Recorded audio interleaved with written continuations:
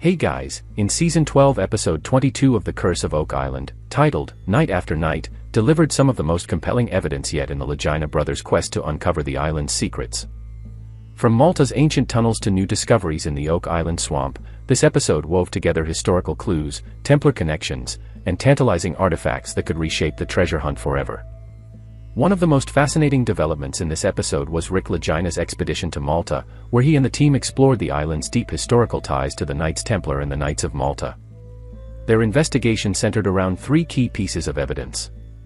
The pickaxe from the Money Pit.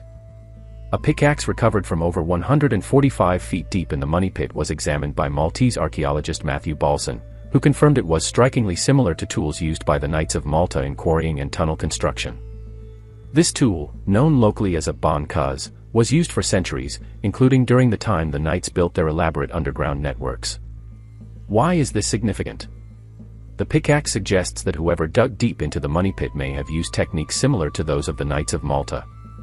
If the Knights were involved in Oak Island's construction, it could explain the complex flood tunnels and chambers. The blue clay waterproofing. In Malta's underground tunnels, Rick and the team observed a bluish-gray clay used for waterproofing, identical to the clay found in the Money Pit. Historical accounts from 1804 describe a thick clay seal at 90 feet deep, which matches the waterproofing methods used by the Knights. Implications.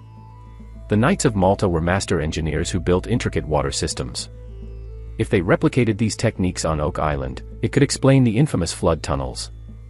This strengthens the theory that the Money Pit was designed to protect something valuable, possibly Templar treasure. The Starburst button and Knights of Malta uniforms. Back on Oak Island, the team had previously discovered a Starburst-patterned button in Lot 5's stone foundation. In Malta, button expert Dennis Darman examined it and suggested it likely dated to 1650 to 1675, long before the Money Pit's 1795 discovery. Key takeaways. The button's design matches those worn by aristocratic members of the Knights of Malta, possibly linking them to early Oak Island activity. If Knights were present in Nova Scotia in the 1630s, as historical records suggest, they may have been involved in depositing or guarding treasure. The swamp's hidden structures, another vault. While Rick was in Malta, Marty and the team focused on the Oak Island swamp, where they uncovered more evidence of man-made structures. The notched timber discovery.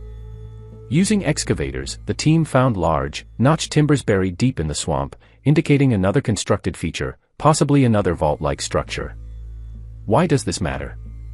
The team previously found a brick and slate vault in the swamp, suggesting multiple hidden chambers. The notched wood resembles Templar/Knights of Malta construction techniques, similar to those seen in Malta's fortifications. The swamp's manipulated terrain. Marty noted that the swamp appears artificially constructed, with evidence of paved areas dating back to 1200 AD and a stone road possibly 500 years old. The big question. Was the swamp engineered as part of a larger treasure hiding system? Could it have served as a landing site or storage area for Templar or Knights of Malta expeditions?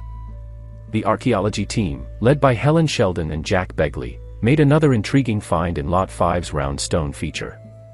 An ornate flower button. Ethan Green uncovered a delicate button with a floral design, adding to the growing collection of artifacts that suggest high-status individuals were present. Possible connections. If the Starburst button links to the Knights of Malta, could this flower button belong to another European visitor?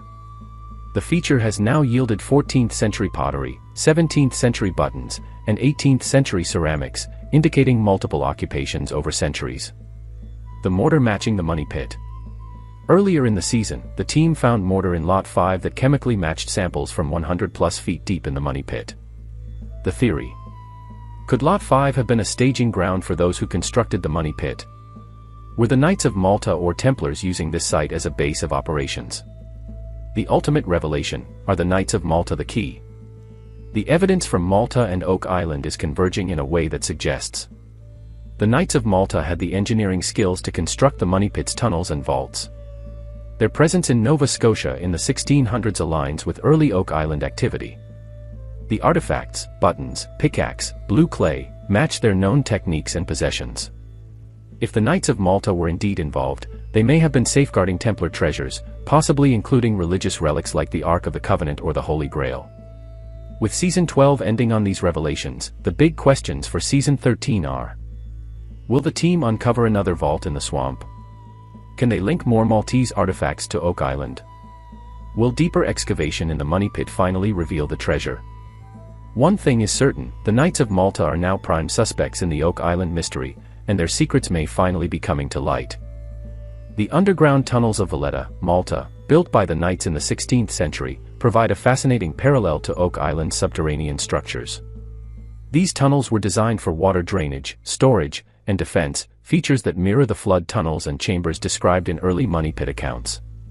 The presence of blue clay waterproofing in Malta's tunnels further strengthens the connection, as the same material was reportedly used in the original money pit to seal treasure vaults. If the Knights of Malta were indeed involved in Oak Island's construction, their engineering expertise could explain the sophisticated booby traps and flood systems that have thwarted searchers for centuries. The episode delves into the Knights Templars' history, from their origins in the Crusades to their sudden persecution in the 14th century. After their dissolution, many Templars fled to Scotland and Portugal, while others may have integrated into the Knights of Malta.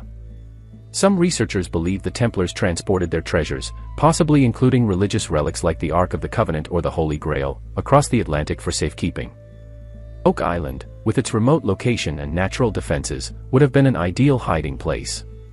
The discovery of a 14th-century lead cross and other medieval artifacts on the island supports this theory, suggesting that European explorers arrived long before Columbus.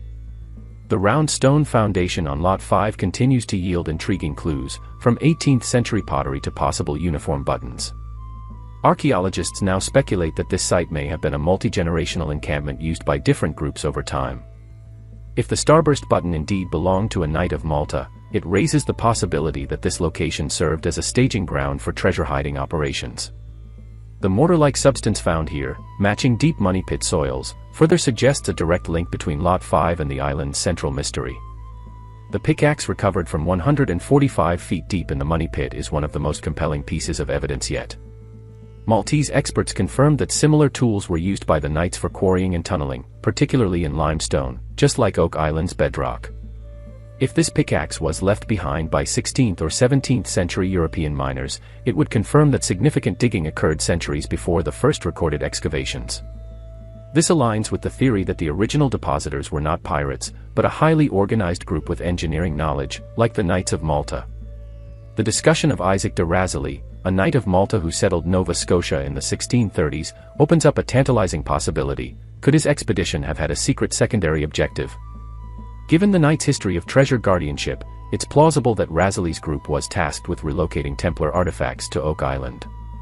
The starburst buttons dating 1650 to 1675 fits neatly within this timeline, suggesting that Knights may have remained active in the region long after initial colonization. The swamp's man-made features, paved areas, stone roads, and now a second potential vault, hint at a deliberate, large-scale operation. Some researchers believe the swamp was engineered as a decoy or diversion, drawing attention away from the true treasure site. Others argue it may have been a docking or workshop area for the original depositors. Either way, its anomalous structures continue to be a focal point for the team, with 80% still unexplored. If the Knights of Malta were involved, why choose Oak Island? The answer may lie in its geography and secrecy. Located off the coast of Nova Scotia, the island was remote yet accessible by ship, with natural features that allowed for hidden construction. The Knights, fearing another persecution like the Templars faced, may have sought a new world stronghold to protect their treasures from European powers. With winter approaching, the team is prioritizing two key avenues. Further swamp excavations to uncover more vault-like structures. Deeper money pit drilling with SB Canada's equipment, potentially reaching the legendary Chapel Vault. Meanwhile, historians will continue investigating Knights of Malta records for any direct references to Oak Island or Nova Scotia. After centuries of searching, the biggest mystery remains: what is the treasure? Gold and jewels? Religious relics? Lost manuscripts? The evidence increasingly points to something far older and more historically significant than pirate loot. If the Knights of Malta theory is correct, the ultimate discovery could rewrite history. Each episode brings the team closer to the truth, and, night after night, may be a turning point.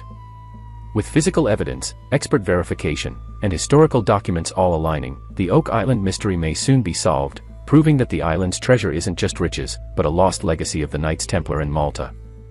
What do you think lies beneath Oak Island?